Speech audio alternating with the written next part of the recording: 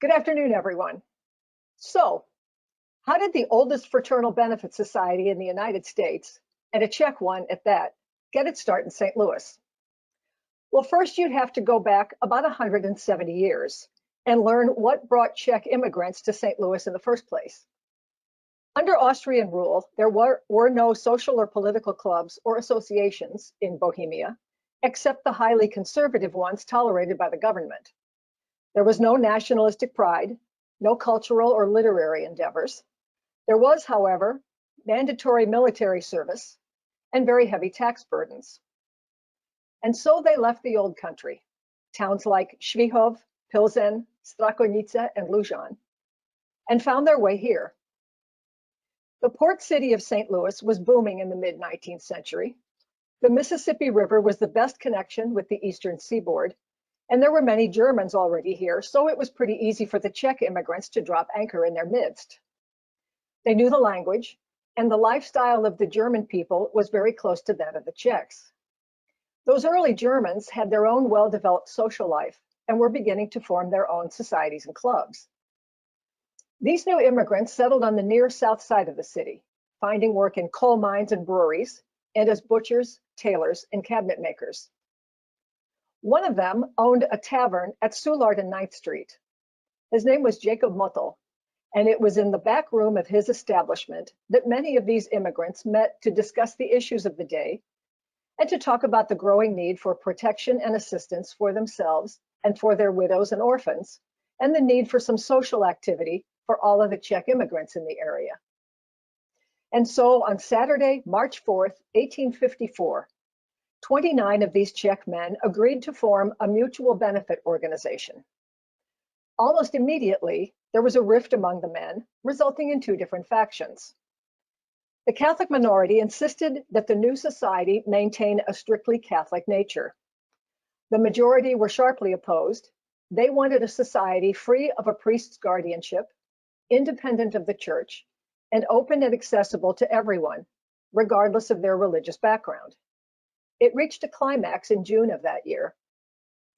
The leader of the minority was a man named Anton Neustadt, and he called a meeting together to approve the Catholic slanted bylaws and to announce that the society would be called the Roman Catholic Society. Well, turmoil broke out. Mottel got up, grabbed the books and records, and chased the leader and his supporters out into the street. The earlier president, who had been elected in March, faded from the history book, and Václav Pol, a staunch freethinker, was elected the first president of the organization that the men agreed to call the Československé podporující společnost, our original CSPS. The first lodge of the society was Slovan number 1.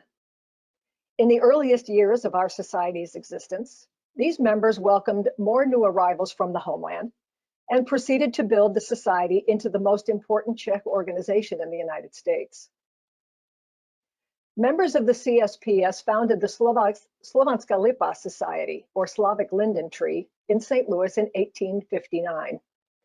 This was a Czech organization which promoted cultural activities and was patterned after the original society that was based in Prague. Slovanská lipa here put together a group of amateur actors who presented the first Czech theatrical performance in St. Louis later that year. Slovanská lipa clubs were formed in several other cities where Czech immigrants had settled, in Chicago, Detroit, and Racine, Wisconsin, to name a few. They established libraries, singing groups, and theatrical groups. In their heyday, there were some 35 individual clubs in the US, but they were never able to establish a solid central office. Over the years, a lot of these groups were brought into Sokol units and ceased to be separate clubs. A second lodge was formed in June 1862, also in St. Louis. Elsewhere in the US, Czech immigrants began to form other benefit societies in other cities. In 1866, the Supreme Lodge in Missouri, which was an early version of the society's home office, began efforts to merge all of these groups into one, with letters being sent to organizations in Cedar Rapids, Milwaukee, and New York. Those efforts failed, but they had one good result. They served to acquaint the Czech population in America with the concept of fraternalism. leading to the founding of fraternal units in other cities, which helped establish the CSPS as a national society. The first lodge outside Missouri was founded in Cleveland, Ohio in 1870 by a St. Louis member who had moved there. That was followed by lodges in Collinsville, Illinois, Pittsburgh, Detroit, Edwardsville, Illinois, Chicago, and New York. Most of these started out as small benefit groups among the local Czech communities. All of them had learned of the existence of the society, and they wanted to be part of it.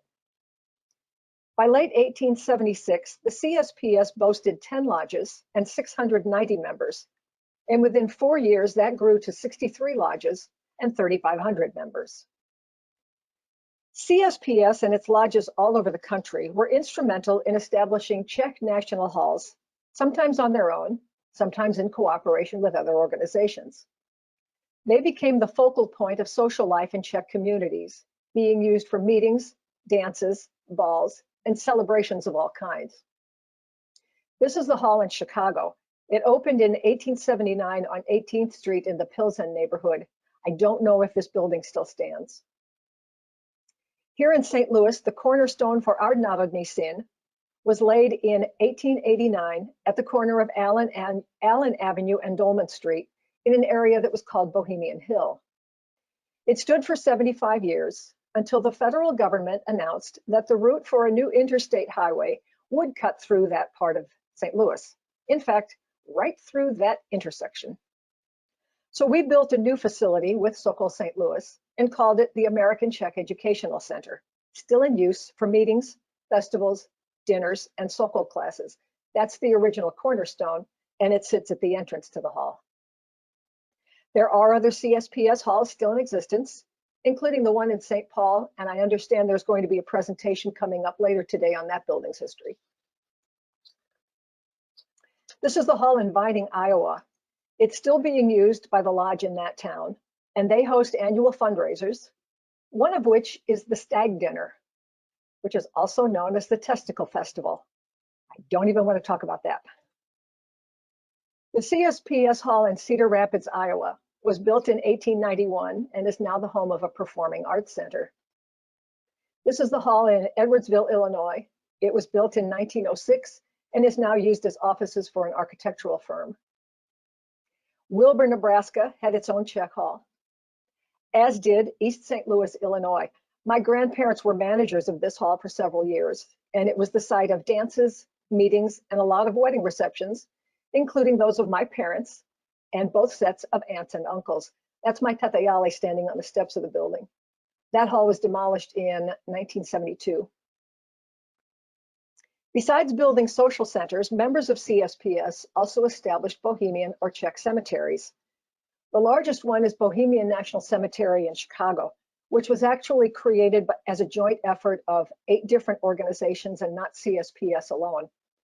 And if you've ever seen the movie U.S. Marshals with Tommy Lee Jones, you may remember that there's a scene that includes a gun battle in the middle of the cemetery. That scene was filmed at Bohemian National Cemetery, and I assure you that none of the monuments suffered any damage. Czech cemeteries that were founded by CSPS lodges exist in Cedar Rapids, Baltimore, Detroit, and Wisconsin and Nebraska. Another important role played by CSPS members was the support they gave to Czech schools in Cleveland, Chicago, New York, and St. Louis. Lodges provided financial backing, and in some cases, their officers and members actually served as teachers.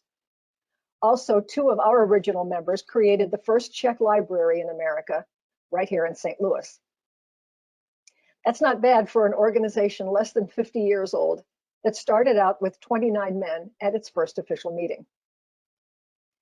Near the end of the 19th century, with 200 lodges and 10,000 members, it was becoming apparent that some members disagreed with how the society was operating. The membership consisted mostly of industrial workers, miners, and steel laborers. There was an economic crisis in the US that led to changes in how insurance companies did business, a drop in immigration, which had been the main source of new members, and there were also some financial difficulties. But generally speaking, CSPS insurance guidelines favored the industrial workers in the Eastern lodges. Those workers had a much higher mortality rate than members in the more rural areas, and some of them felt that the premiums were overly expensive. At the 1896 convention, delegates from Nebraska and Texas came in with demands for changes in insurance types and death benefits, and provisions for members' wives. Nebraska also wanted women admitted as full members. These demands were rejected, but it was obvious that the status quo wouldn't last, and separatist movements began. The first steps toward the break came from Texas. A special convention to consider separation was held early in 1897 in Ellinger, Texas, kind of on the sly. The Home Office wasn't supposed to know about their meetings.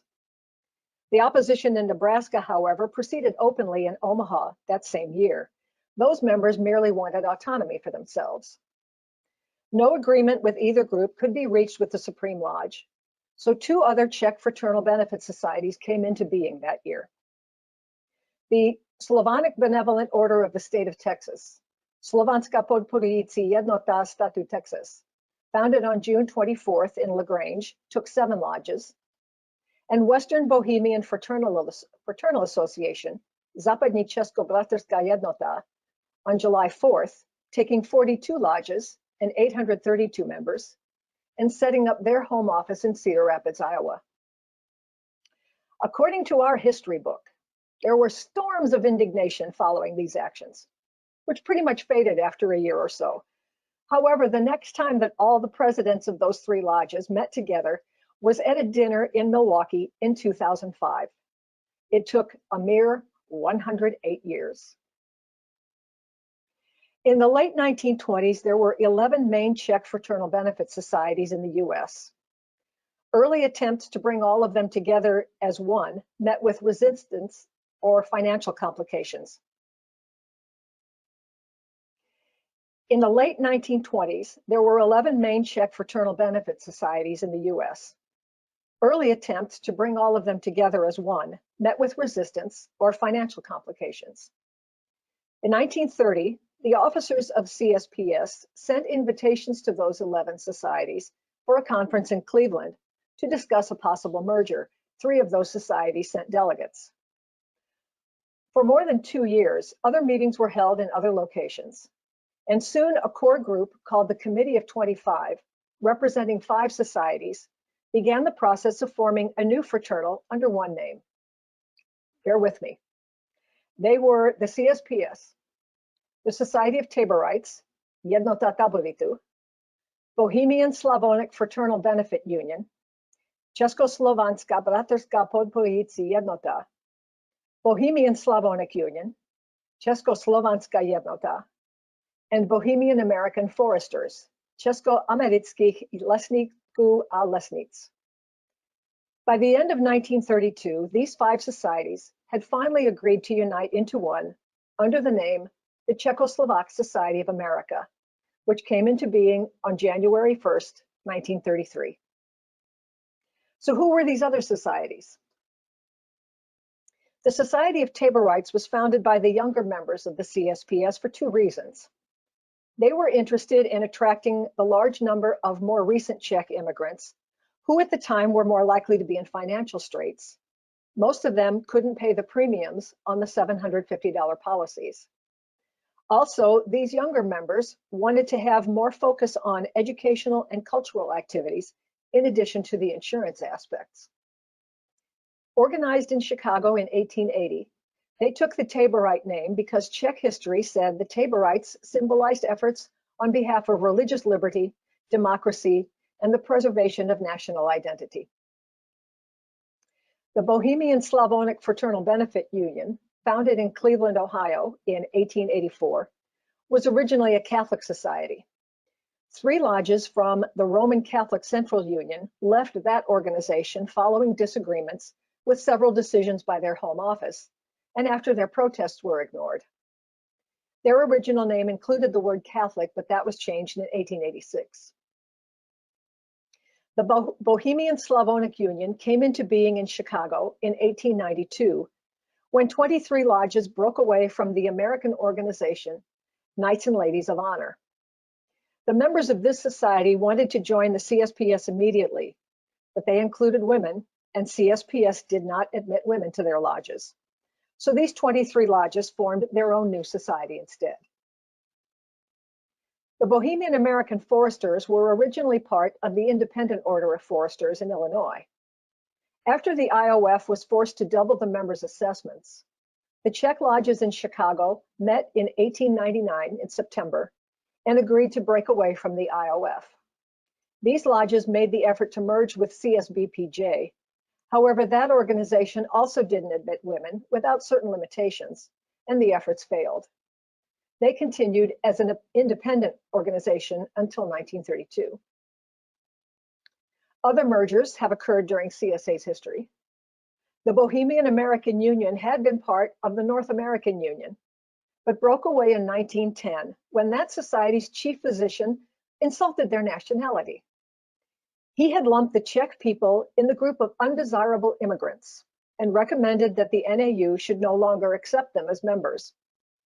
The Czech lodges left and wanted to join another larger group. They had hoped to be part of the merger that formed CSA, but confusion about their property records, which they couldn't unravel in time, meant that their acceptance into CSA didn't occur until 1939. The Czech Ladies' Benevolent Society was also founded in Cleveland in January 1890 by the wives of members of the CSBPJ. In their 49-year history, the members participated in the American movement for the liberation of Czechoslovakia and worked to create their own juvenile division. They also merged in 1939.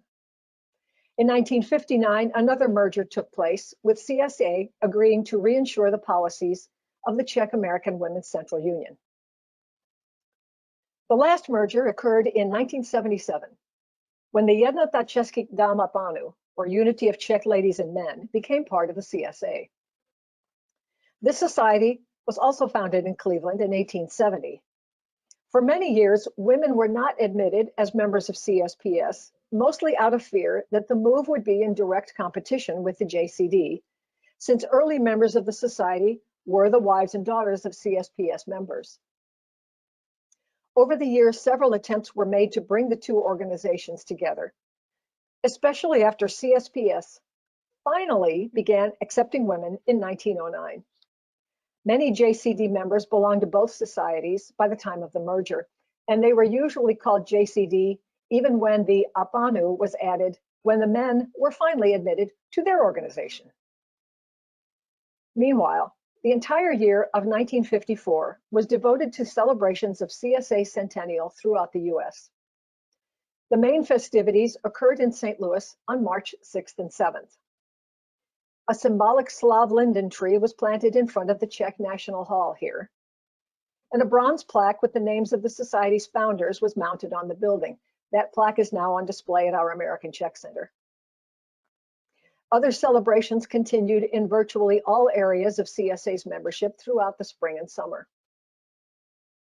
Just before the opening of the convention in Chicago, the remains of first President Václav Pol were reburied within Klatzel Circle at Bohemian National Cemetery in Chicago. He had been buried in Kewanee, Wisconsin after his death there in 1893. The CSPS at no time was merely an insurance institution like so many commercial companies.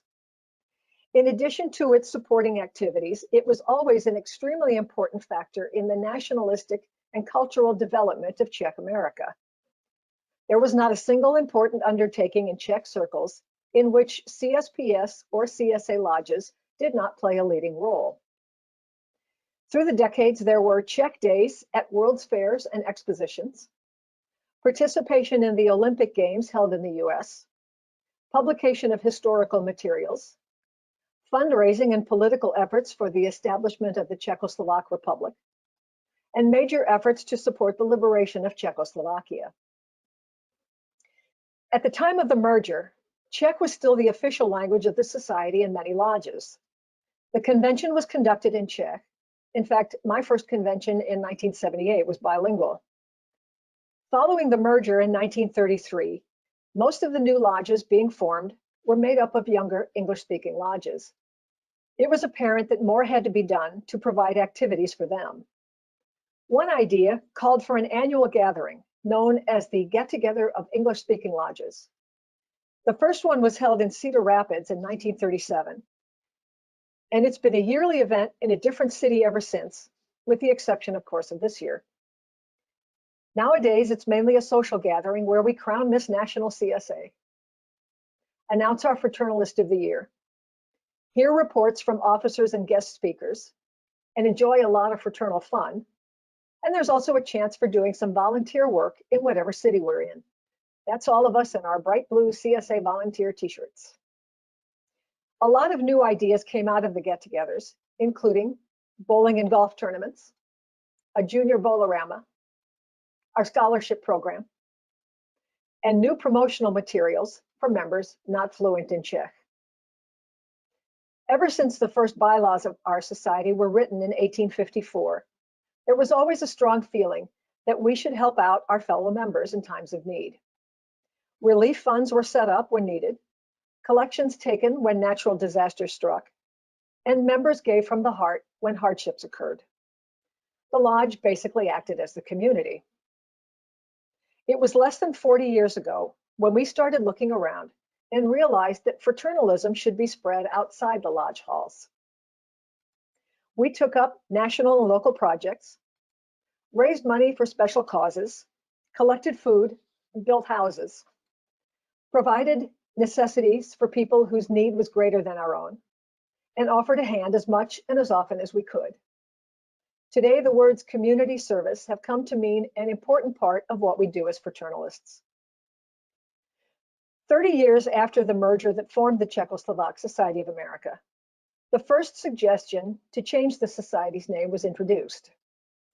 For another 20 years, the subject came up, especially since Czech or Slovak ancestry was no longer a requirement for membership. In 1982, after much discussion, the convention delegates that year settled on the new name, CSA Fraternal Life. You'll see that New York is the only state still using Czechoslovak Society of America. The Society's home office is in Lombard, Illinois. CSA Fraternal Life is proud of our legacy and proud of our work to carry it into the 21st century. I'm delighted to have this chance to talk about our organization, and I will be happy to answer any questions you have.